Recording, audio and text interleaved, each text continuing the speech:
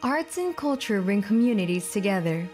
Each step in this journey aims to strengthen cultural ties between countries around the world.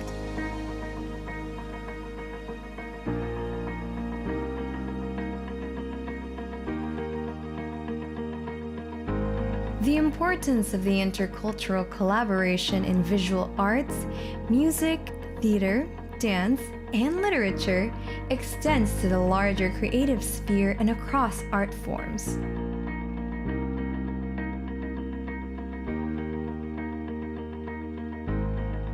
As we walk through this exploration comes extraordinary passion and beauty in every unique value, practice, and discipline that define each society. Arts and culture go beyond being a medium of self-expression and a canvas for our imagination. It is our footprint, our history, and the value we pass down to generations.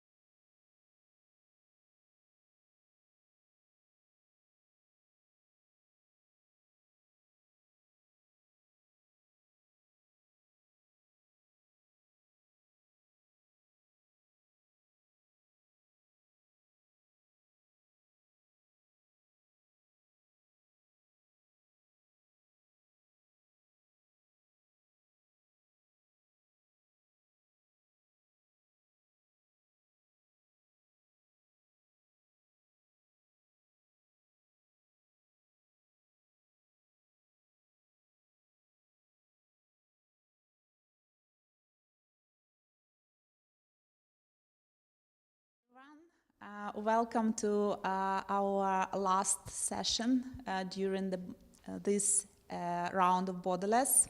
I'm Olga Vikan. I will be your host today. And now we are welcoming our speaker from all the way from Canada. It's Melissa Finn, and she is a sociologist, writer, spoken word poet, very exciting thing, and recording and visual artist. So she will talk also about impact of our culture to the social media. Welcome, Melissa. Hello. Thank you. Can you hear me? Yes, we can hear you Okay, very well. wonderful. Thank you, everyone. My name is Melissa Finn. I'm from Waterloo, Ontario, Canada, which is about 1 hour west of Toronto. And I'm happy to be here speaking to you today about art and social change. What I'm going to do is I'm going to perform a track from my Panopticon album called Fortresses Discourses. And it's really what it's talking about is borders, surveillance, exclusion, and the ways in which social movements can transform these conditions. So I'm going to try and play my music, but I'm not sure if it's going to work. If not, it'll be a cappella, or I'll just try to play it off my computer. But I'm going to play this now and see if you can hear it. It's going to be quiet at the beginning. Are you able to hear anything? No, I'm afraid not. Maybe you can go closer to the mic. No? If I play it here. Yeah, we can Can hear you it hear it now. now? Yes, yes. Okay, let's do it that way. Yeah. We can hear. Sorry, before I get started with this, I just want to, part of the performance is to use painting as a way to raise questions about our world. So I don't know how much of that you can see, but We I'm can see hoping it's everything. going to do what I want it to do. Okay, let's do this again. Looks great. Okay, yeah. So I'm going to just play this again and then Sorry that it's not that loud.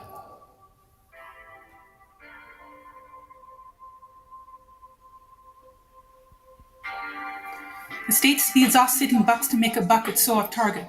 Muslim, Black, Indigenous, queer populations often are targets bought at a self-righteous state supermarket, damaged goods and white pickup trucks stuck in their own pocket. Surveillance so far in our collective pocket, their arms out of socket. White cue balls controls the flows of social policy's docket, so that their profit is always shooting up like a rocket, and they got a hole to throw you in if you mock it. The security utility truck is not an explorer. It only traverses upon roads forged by pavers. They want favors but can't afford off-road tours. The border's not a pickup line, tools grind their papers. Tow-lining people when they ask for a shelter, life preservers, made to pay a waiver with their labor, stingy bailers, want to control your behavior, worship them as your saviors, as if they're a maker, brand new active declared protectors.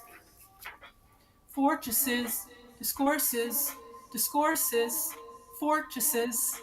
How much more can surveillance canvass us? Fortresses, discourses, discourses, fortresses. How much more can surveillance canvass us? Privacy makes sense, a special value for individuals and collectives, not fodder for national security priorities, and robotic technocrats using biometric data to advance elite and corporate interests. In steps, the movement of movements. Mainstreaming anti-surveillance incentives starts with civil disobedience and consciousness, spiritual wellness and centeredness. Knowledge of our powers, limitlessness, politicians with conviction, backbone, self-awareness, ending the normalcy of plainclothes informants looking for criminals in bookstores, and trapping faking conversations, tracking claims of Black Lives Matter activists, protesting the shooting of unarmed civilians, mass incarceration, and of indigenous resistant protesting fracking, pipeline expansion across unceded land, surveillance and intelligence sharing among police, security personnel, oil and gas corporations, and private security firms, where the war on terror national security earns. Point the concentration on domestic actions. Here, extractive capitalism dominates and erases. International law, obligations, grassroots social movements are painted as threats to the profitability of Tarzans in a world of human and animal beings.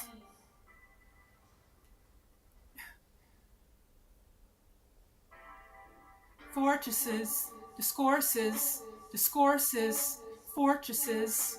How much more can surveillance canvass us? Fortresses, discourses, discourses, fortresses. How much more can surveillance canvass us?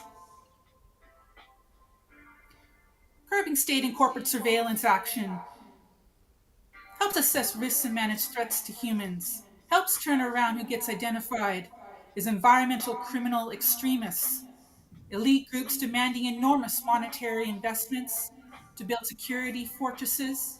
The abstract state needs its buttresses, public funds that could be used otherwise to prevent missing and murdered women, water poisonings, food insecurity, and youth incapacitations.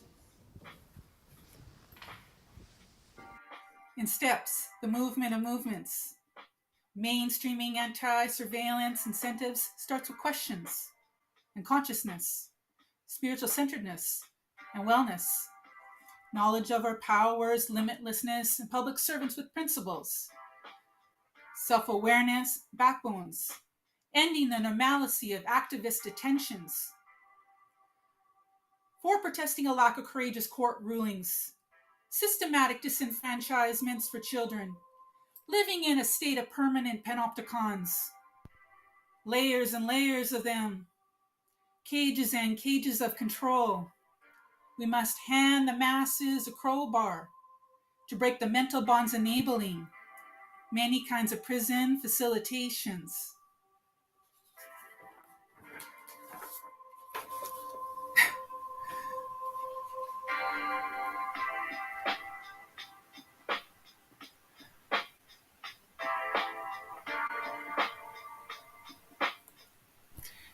So Olga,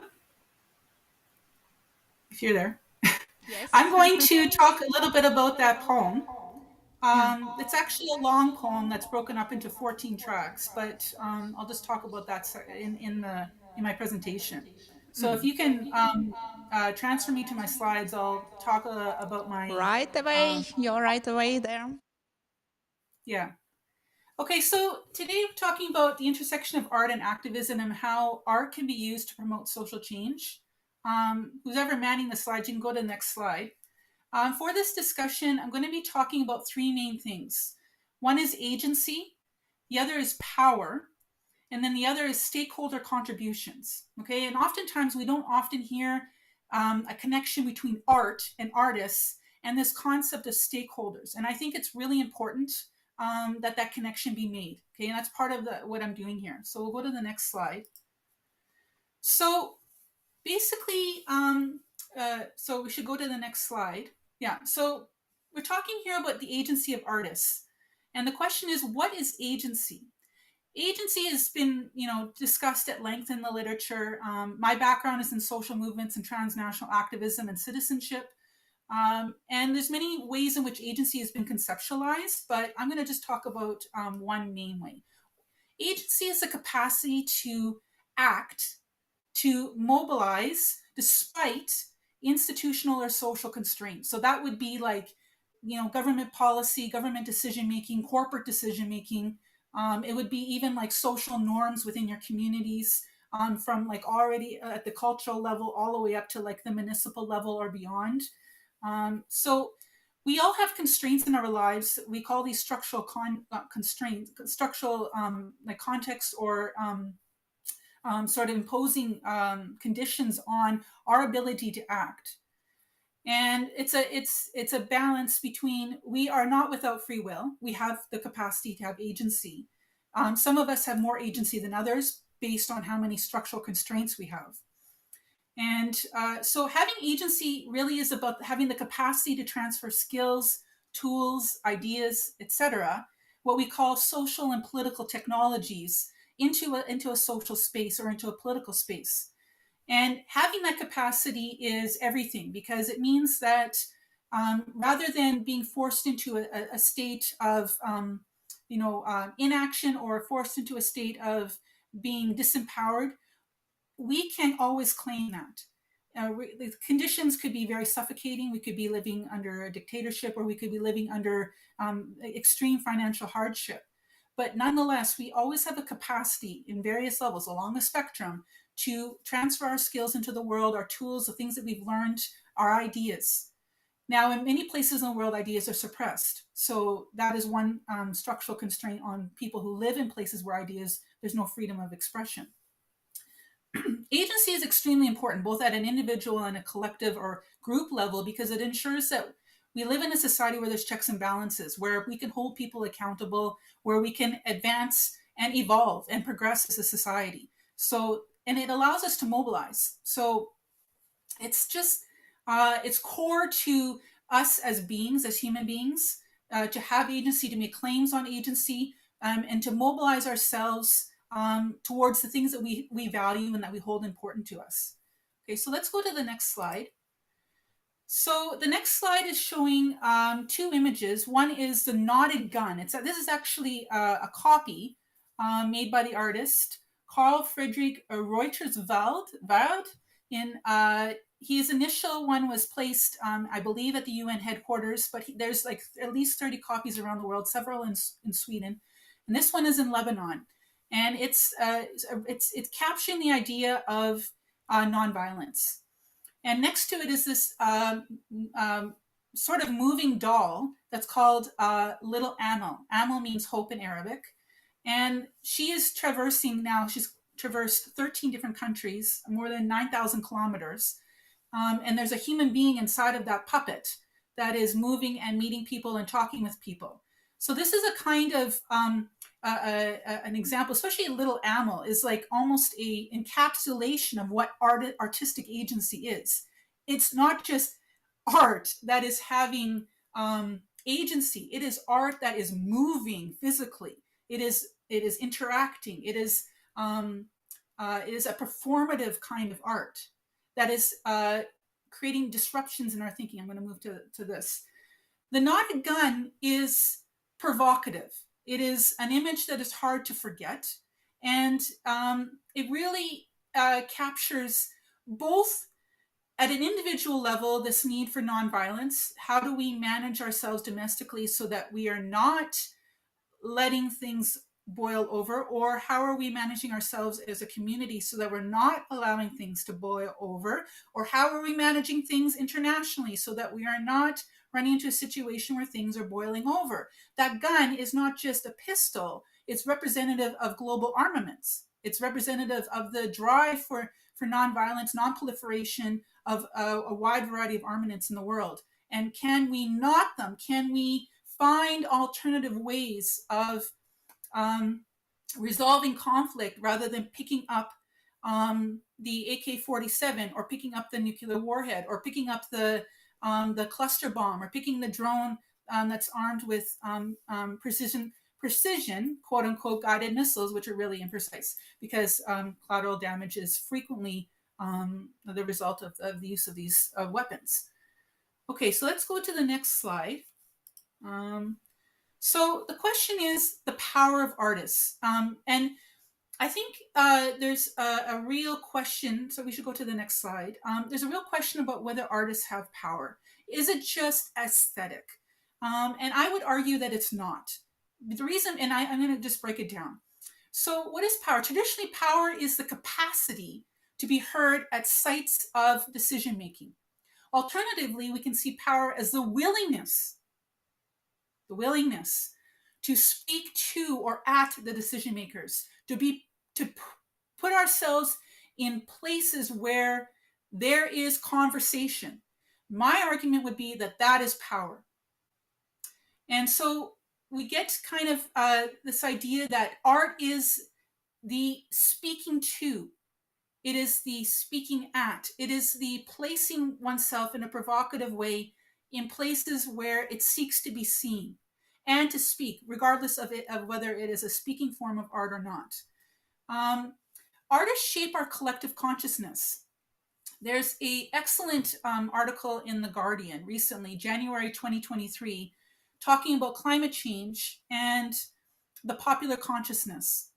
And what the writer was saying is that climate change needs new storytellers.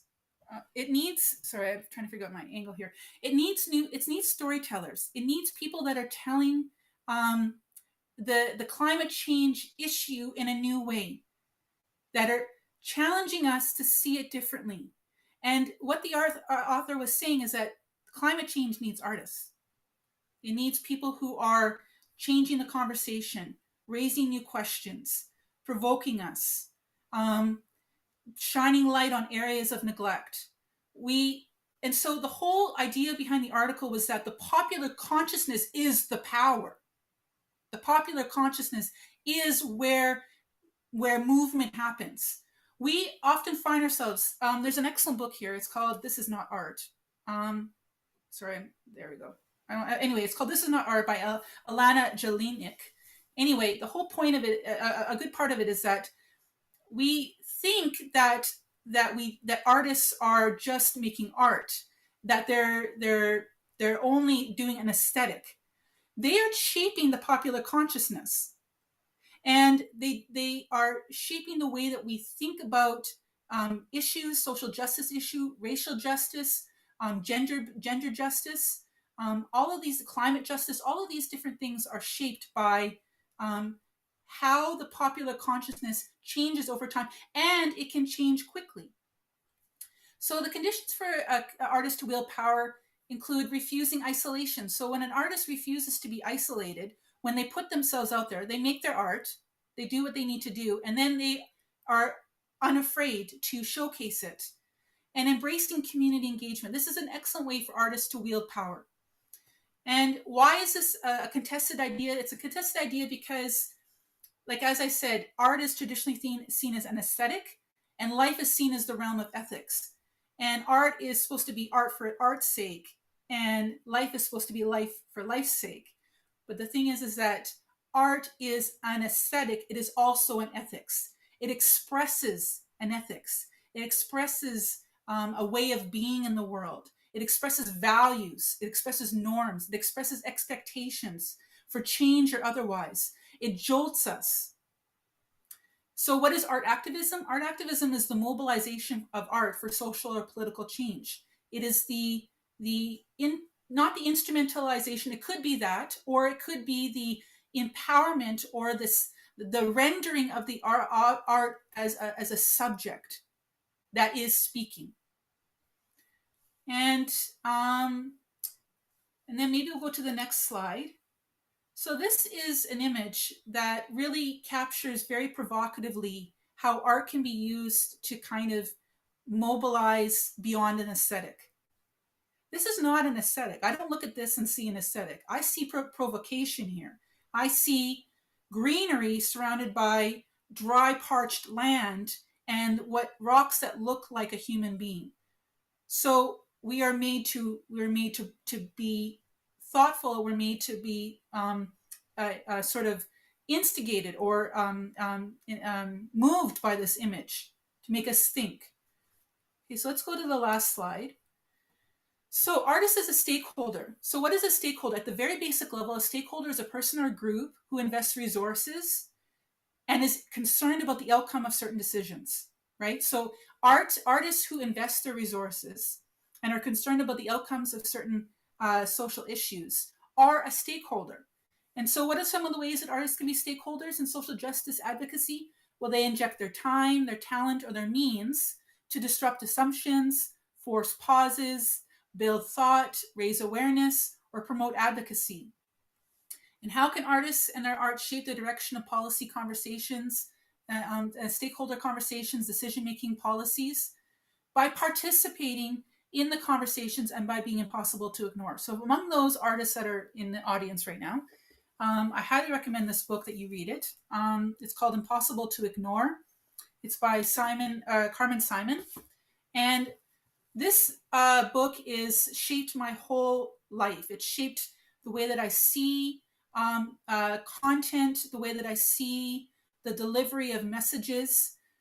We are there. If the artist seeks to be a stakeholder, one of the ways that they can do so is by being very, very difficult to forget, very, very difficult to ignore. And so, like, images can be lasting. I, for example, was at the Montreal Museum of Fine Art like a month ago, and I saw a variety of art pieces, paintings, installations.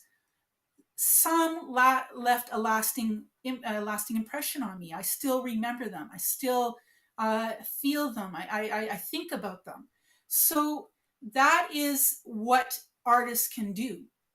So let's go to the next slide. This is the last slide, and then we'll have maybe a Q&A.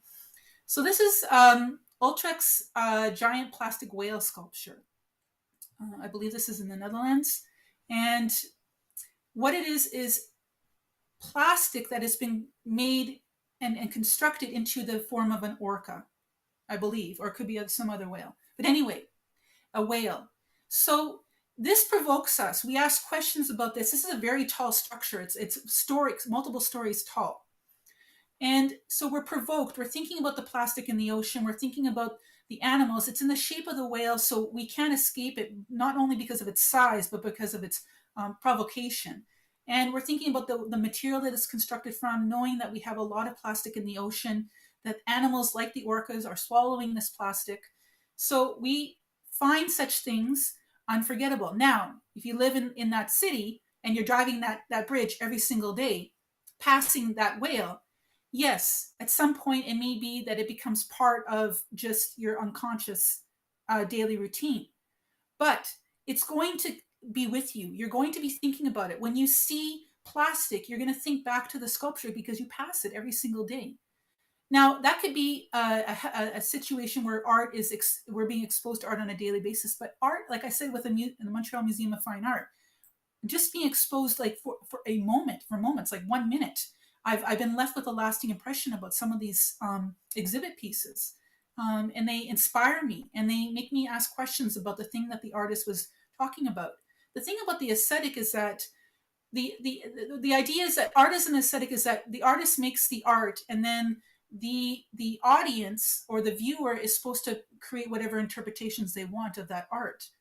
But art also expresses an ethic, which is why it's very important for the artist to also be part of the communication, be part of the conversation. What was the motivation behind that art? Why was it? Why was the artist making that, and what was the purpose? Now, getting back to my poem at the beginning, one of the things that I'm raising in this poem is the importance of the fact that social change does not happen with individuals. It does not happen necessarily with groups. Actually, the social science research shows that social change is made possible by movements of movements. So it's not just like a feminist, one single feminist movement who wants to, create greater access to abortion care, or, wants to reduce the instances of gender-based violence in X context. It is the coming together of multiple organizations, multiple movements, those that are dealing, for example, I do a lot of advocacy on female genital mutilation. So those that are working in Nigeria are collaborating with those that are working in the UK, those that are working in the USA. All of these collaborations are where you build centrifugal forces towards social change. And artists have a role to play in this because they're shaping very directly the popular consciousness, which shapes the directives and the energy behind these organizations. So that in a nutshell is what I wanted to talk about today. I mean, if there's any time left, maybe we can have a few questions.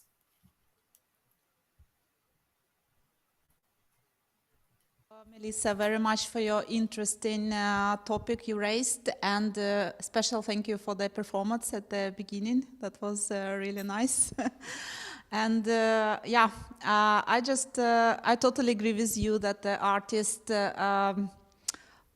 should be remarkable, right? We should remember them. But I have a question here. How do you feel that the social media actually can be used so artists express their message constantly and at the same time not in the boring way, so like this passing this whale, right? You said that it's starting to be a routine. Could this source of communication can be used by artists, and how efficient it is, do you think? I think social media is an excellent tool for artists to express themselves, to be known. I also think that it can also be a detriment, and this is in the following way. Artists need to be able to be creative. They need to be able to, this comes from a video actually that I watched on Instagram, and that leaves me unable to forget it. I think it's, I forget, Sylvester, the last name of it was Sylvester. This guy was speaking in the 1960s about the problem, 1960s, can you imagine, about the problem of artists constantly being under the gaze, being under the public eye, not being able to just do their art and go into those creative spaces. And part of his whole comment was, can artists be in privacy where they can make mistakes, repeat themselves, do things over, get into the flow, get into the zone? And so this is so important for creative expression, so that they can do their art in the pride. And so the whole thing about the panopticon, the poem that I spoke at the beginning, is about surveillance and about the fact that we are constantly under the gaze of others. And social media enables this gaze. Social media has instrumentalized the gaze, it's weaponized the gaze. Okay, and artists are subject to the same dynamics. But getting back to the video that the guy was saying from the 1960s, can you imagine the 1960s? He's already saying that artists do not have the freedom to make their mistakes, to explore, to all of this thing, to build gravitas around their art. And now here we are, artists feel compelled to show their art in order to build an audience, to raise interest, and they constantly feel like they have to post. And so part of it is the question of so there's two questions going on here. One is, what is happening, and what should the artist do to be successful? And I think that what is happening is that there's expectations for the artist to be available, to be showing the evolution of the artwork, to be posting videos of themselves making the artwork. And that is how you build audience. Across social media, those artists that show themselves making the art are the ones that get the eyes. Okay. But at the same time, the question is, should they feel compelled to do so? And is that inhibiting their artistic expression? And I would say it's quite possible that it could be, or that it's commercializing a process that is meant to be an ethical and aesthetic marriage. So we're finding that, in this need to post in order to gain the followership, in order to draw the interest, that in the process they are losing sort of the need for pause. Why does art move us? Art moves us because we see it and we pause. We see it and we are moved to stop and think, right? And social media does not enable that. Scrolling does not enable that. Half the time, the people who are scrolling are half awake anyway. Okay. So I guess the question, what I would say is artists should do that which is going to make themselves feel, um, make themselves feel like they're being true to themselves, whatever that might be.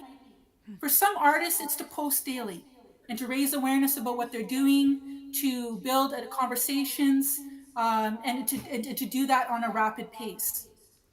I find that process to be very exhausting. I'm a single mother with 3 kids. I don't necessarily have time to post all the time. And also, I feel that my creativity is inhibited by that. Yeah, so that's my long answer to that question. I mean, these discussions these are huge topics. I mean, we could talk for a very long time about them. Anyway, yeah, that's what I would say to that. Yeah. Thank you very much for your answer, because you actually cover this topic from the different angles. That's exactly why I'm asking, because it should be visible from different sides. It's not just to be visible, but it's actually exhausting process to be visible all the time. And I totally agree with you that it's like art is all about poses. You need to pose, you need to stand and think. And that's the main driver of that. So thank you very much for actually covering everything what I have in mind. Thank you. Singapore, do you have any questions for Melissa? Thank you everyone for coming. That's awesome. Yeah. Thank you. Seems like they're just frozen and and just enjoying the topic. Olga, it's really important when we have these conversations that we're allowed to stop and think about them. Right? When we speak about an issue with gravitas, when we speak about an issue that has significant cultural cachet, significant social and political impact and importance, it is extremely important that we are able to stop and think about it. I have taught over 20 courses, undergraduate courses, in a variety of topics, and one of my main pedagogies is the concept of slow learning. That means we absorb, we engage, we think, we let it stew. And so part of that process is do we need to fire off a round of questions, or do we need to just kind of sit in the conversation and think about what's been said? I have definitely said more than enough in this 30 minutes for us all to collectively think about our reality, about politics, about social change, about social justice. So I'm really appreciative of this opportunity to talk about this and to raise the issues that I'm raising. Yeah, thank you so much, Melissa. Again, as you said, it's a very important topic, and it's is repeating art. You need to actually highlight it from time to time, so people actually start to think this way, planting the seeds and something. So thank you so much, and please, our live audience, if you have any questions to Melissa, you can write the comments under the video. We will save it on YouTube. So you can always contact her and continue these discussions, because I think we are actually planting so many seeds for the future discussions which can be done. Thank you so much, Melissa, again for your time and for being with us all the way from Canada. That's an honor for us. And thank you, Thank you so much for Singapore. having me. Lovely people. Thank you so much. Thank you. Okay. Yeah.